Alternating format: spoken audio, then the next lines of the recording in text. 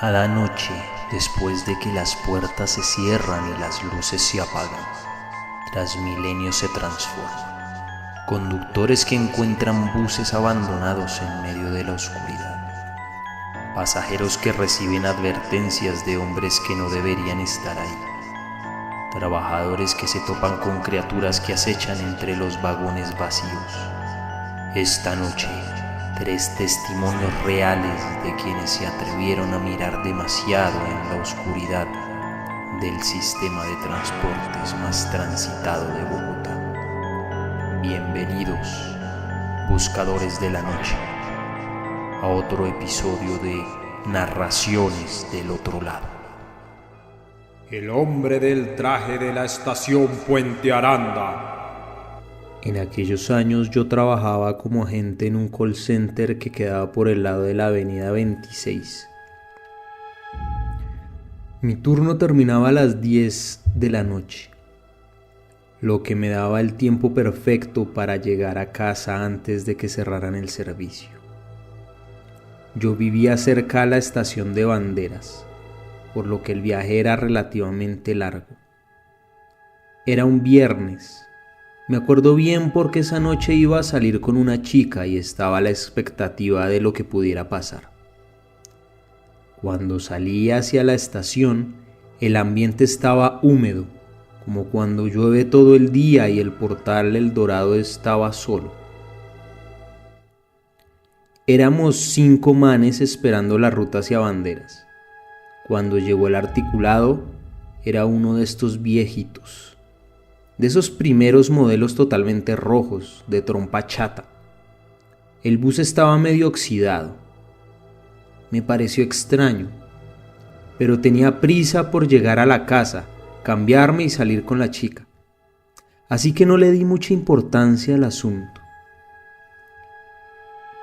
El bus arrancó y yo iba mirando el celular, pegado ahí viendo pendejadas en el Instagram, cuando sentí que alguien se sentó a mi lado. Levanté la mirada y era un hombre de traje. Nada raro. Seguí en lo mío. 2 estaciones después se subieron más personas. Yo empecé a sentir que había algo raro que no encajaba, pero no lograba descifrar qué era, hasta que el hombre de traje sacó su celular. Parecía un aparato viejo, de esos Blackberries de principios de los 2000. Supongo que fue demasiado evidente que me quedé mirando su celular como si fuera algo extraño, porque el señor empezó a hablar. Me dio un largo discurso. ¿Le gusta? Me dijo levantando el celular a la altura de mi rostro. Lo compré apenas supe de mi ascenso, aunque nunca me imaginé que lo iba a poder disfrutar tan poco tiempo. Es curioso, ¿sabe?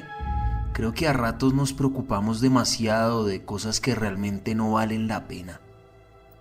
En aquellos tiempos yo era muy competitivo, quería sobresalir, tener el último celular, el carro más lujoso, salir con la mujer más atractiva, quería que otros me tuvieran envidia. Quería vivir la vida soñada de todo el mundo.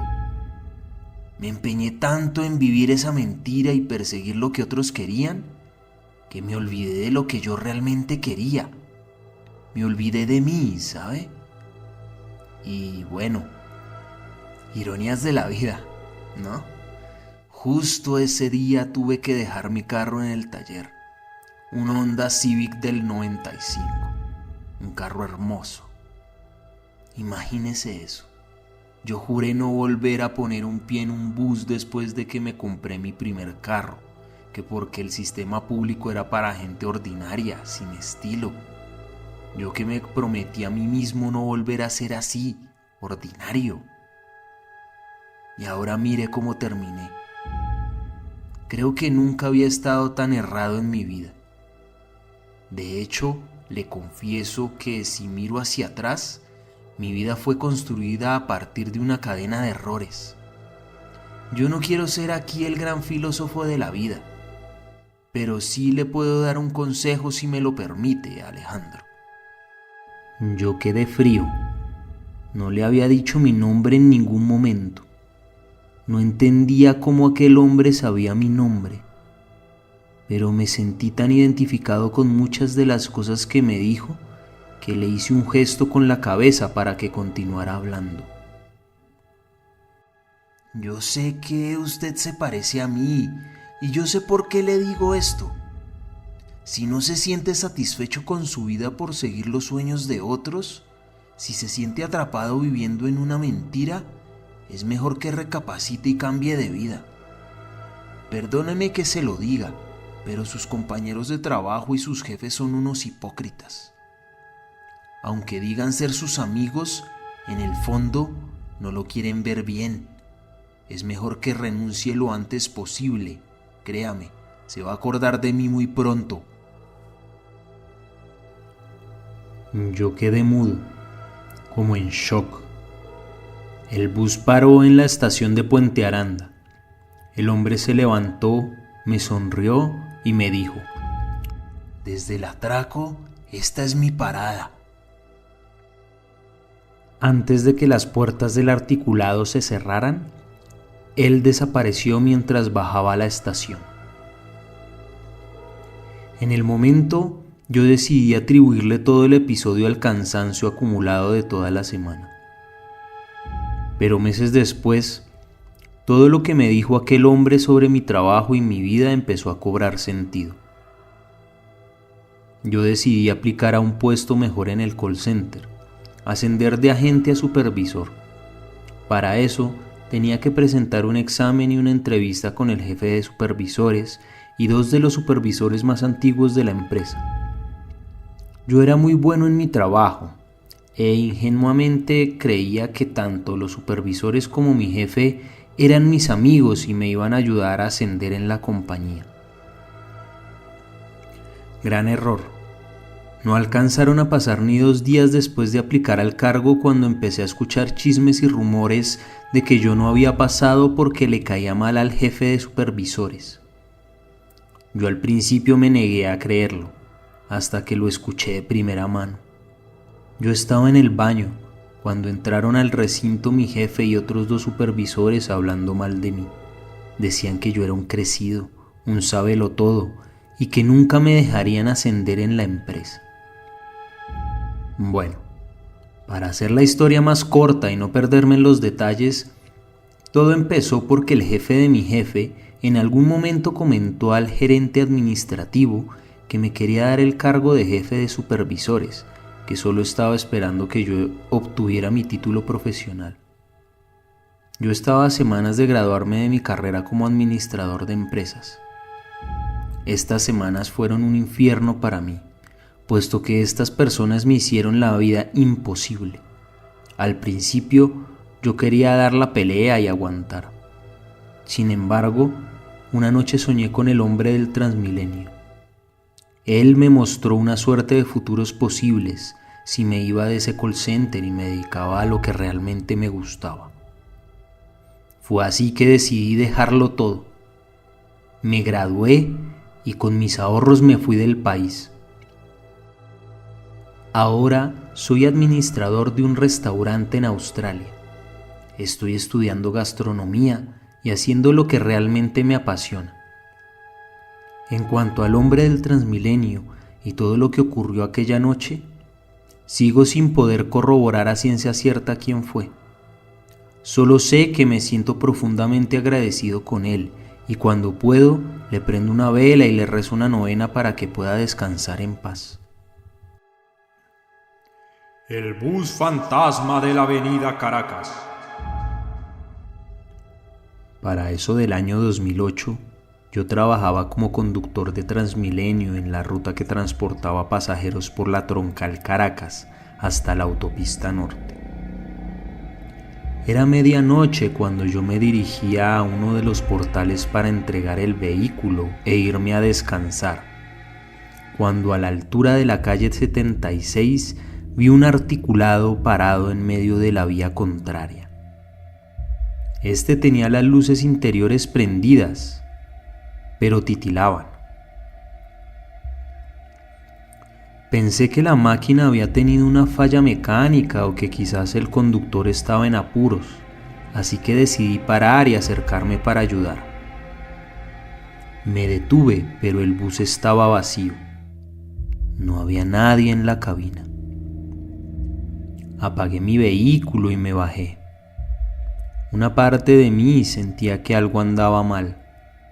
Mis instintos me decían que me fuera de ahí, que simplemente llamara a la central y reportara el caso. Pero otra parte de mí me decía que me quedara.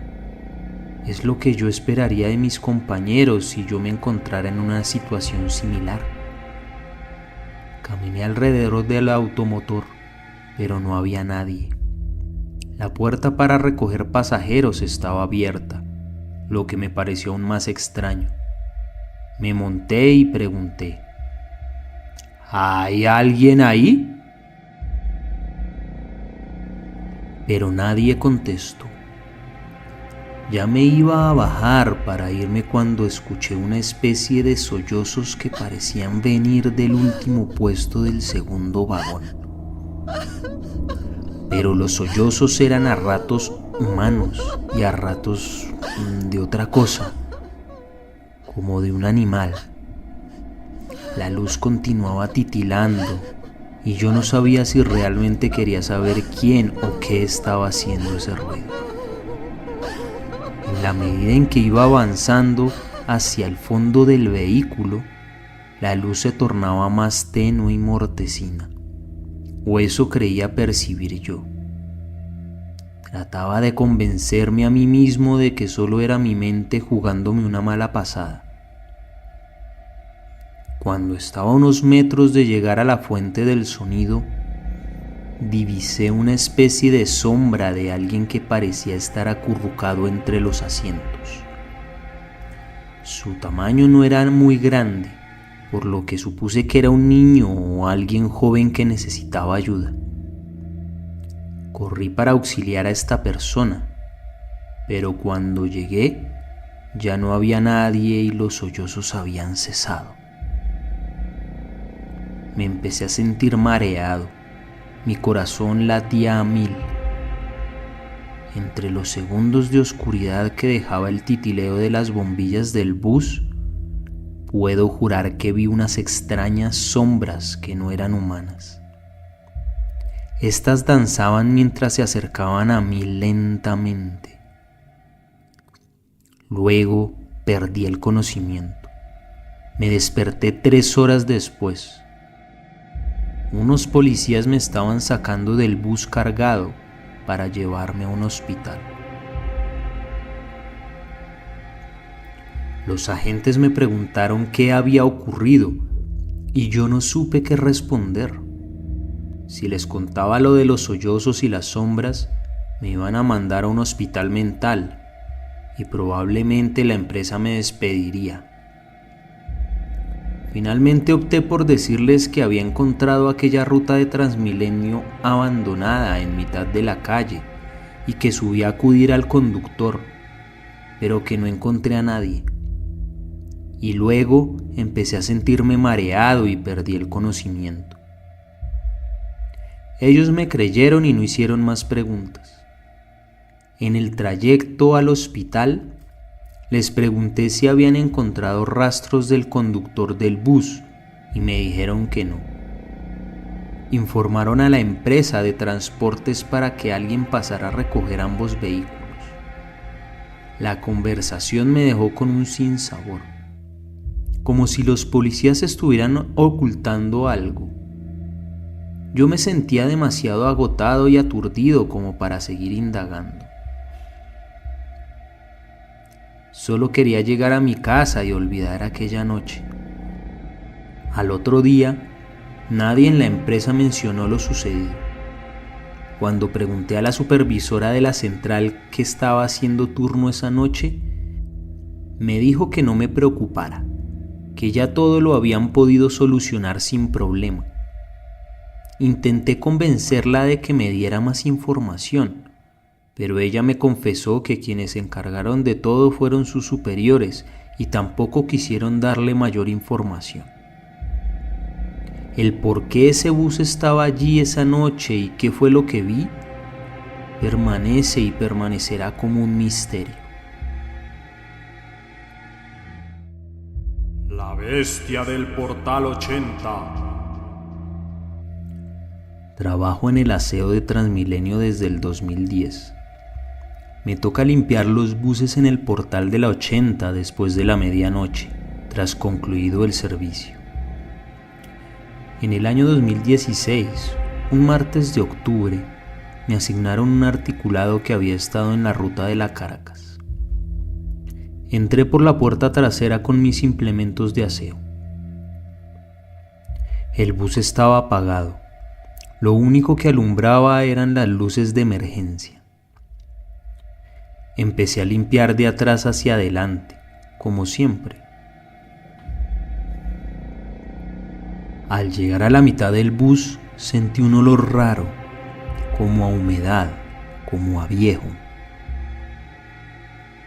Pensé que algún pasajero había botado algún resto de algo. En este medio de transporte la gente es muy cochina. Una jornada más de trabajo, me dije a mí mismo. Suspiré y seguí limpiando. Lo único que escuchaba era el sonido de la escoba raspando el suelo del biarticulado. Me pareció raro, porque había otras 2 compañeras trabajando esa noche y esas eran más ruidosas. Miré por una de las ventanas para tratar de ubicar a mis compañeras y mientras giraba la cabeza percibí por el rabillo del ojo cómo una sombra se movía. Pegué un brinco y di una vuelta de 180 grados, pero no había nadie. Antes de que me pudiera recuperar del susto, escuché una tos seca y rasposa que venía de la parte trasera del bus. No puede ser, si hace un momento barrí esa zona y no vi a nadie, pensé para mis adentros. Me quedé esperando, atenta a cualquier ruido extraño. Pero nada. El silencio se volvió más intenso. Yo sentía como si me hubieran puesto unos tapones en los oídos, porque no escuchaba nada. Luego decidí preguntar: ¿hay alguien ahí? ¿Hay alguien ahí? De repente percibí por el rabillo del ojo otra sombra moviéndose. Esto no es gracioso. No puede haber nadie aquí. El servicio cerró hace horas. Lo que están haciendo es ilegal. Salgan ya o llamo a seguridad. Dije tratando de tener una voz firme, aunque por dentro estaba muriendo del miedo. Mi mareo aumentó. Empecé a escuchar pasos y el olor a humedad se volvió más invasivo. De repente, entre la confusión de los ruidos y las sombras, vi cómo alguien se sentaba en una de las sillas en la última fila del último vagón del bus. Este señor no era una sombra, parecía de carne y hueso. Todavía bastante aturdida y asustada, le grité que no podía estar dentro del Transmilenio. El hombre soltó una carcajada tras otra. Cada carcajada que soltaba era menos humana y más bestial que la siguiente. En la medida en que se reía, el hombre se transformaba en una enorme bestia. Yo salí corriendo y en segundos crucé todo el biarticulado. Pero la cosa esa me seguía persiguiendo. Podía escuchar su respiración. El olor a humedad era nauseabundo. Yo seguí corriendo hasta el puesto de seguridad más cercano. Cuando llegué, la criatura ya no me perseguía. Le conté a Alberto, el guarda de seguridad, una versión de lo sucedido. No le iba a decir que un hombre se había convertido en una bestia gigante.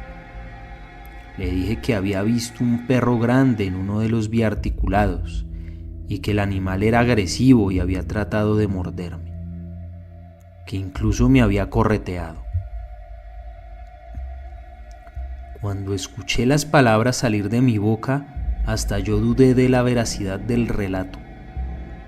Me estaba tratando de convencer que había alucinado, cuando el guarda identificó unas huellas de barro que parecía haber dejado un animal grande. El señor Alberto se alteró un poco.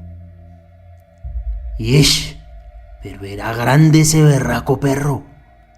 Esas huellas parecen es de un oso. Yo creo que es mejor que llamemos a otro de seguridad para que nos ayude. ¿Usted sabe si el Juanito está?, me preguntó el guarda mientras cogía el radioteléfono. Esperamos a que llegara alguien más del personal de seguridad y seguimos el rastro de las huellas. Llegó Juanito como lo solicitó el señor Alberto. Todo parecía indicar que la bestia había vuelto al mismo biarticulado.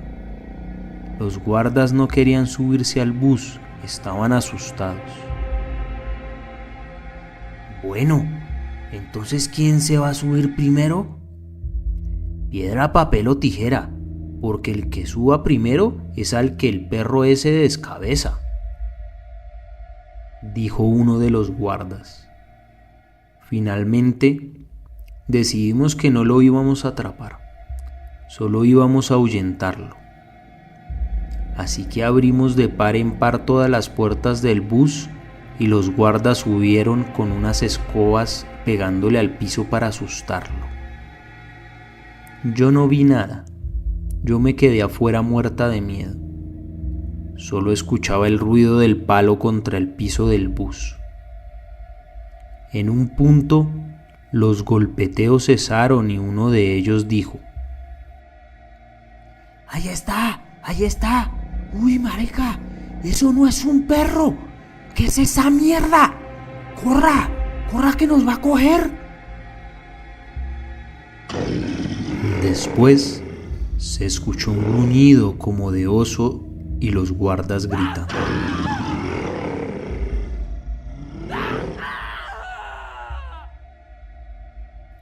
De repente, todo quedó nuevamente en silencio. En cuestión de segundos, uno de los guardas salió del bus corriendo hasta donde yo estaba. Al principio no lo distinguí. Lo alumbré con la luz del celular y ahí supe que era el señor Alberto. El tipo no era capaz de articular palabras de lo agitado que estaba. Solo señalaba el bus y jadeaba. Yo lo callé y le dije: que no nos vaya a escuchar. Luego, un señor elegante de gabán salió caminando con mucho estilo del bus. Levantó la mirada y nos dijo: «Buenas noches». Luego se fue caminando, mientras desaparecía entre la oscuridad. El señor Alberto y yo entramos a ver cómo estaba Juanito. Lo que vimos nos dejó desconcertados. El hombre estaba tirado en el piso con los ojos desorbitados, balbuceando palabras sin sentido. Nos tocó llamar una ambulancia y a las autoridades. Juanito terminó en un hospital mental. Nunca volvió a ser el mismo. Sus amigos más cercanos del trabajo que han ido a visitarlo dicen que el hombre solamente balbucea ruidos sin sentido y sus ojos parecen como si estuvieran muertos, como si algo se hubiera llevado su alma. Lo más extraño es que en las grabaciones no se ve ningún perro ni ninguna bestia. Solo nos vemos nosotros caminando hasta el bus, a los guardas subirse al bus, al señor Alberto salir, y luego hay estática en la cámara y se ve al hombre de gabán salir del bus caminando tranquilamente hacia el costado nororiental. Pero este desaparece. No vuelve a haber registro alguno en ninguna de las cámaras en que por la lógica de su recorrido debería aparecer. El señor nunca sale por ninguna de las puertas del portal, ni se encarama por encima de las rejas. Ninguna cámara registra que alguien se haya salido. Las cámaras no tienen ningún tipo de alteración en el tiempo de grabación. Todo permanece como un total misterio. Yo renuncié al día siguiente y más tarde me enteré que al señor Alberto lo despidieron por no intentar detener al hombre cuando se bajó del bus. ¿Quién sabe qué haya sido esa cosa que nos encontramos esa noche? Pero si a alguien que trabaja en Transmilenio le llega a pasar algo así, corra antes de que sea demasiado tarde.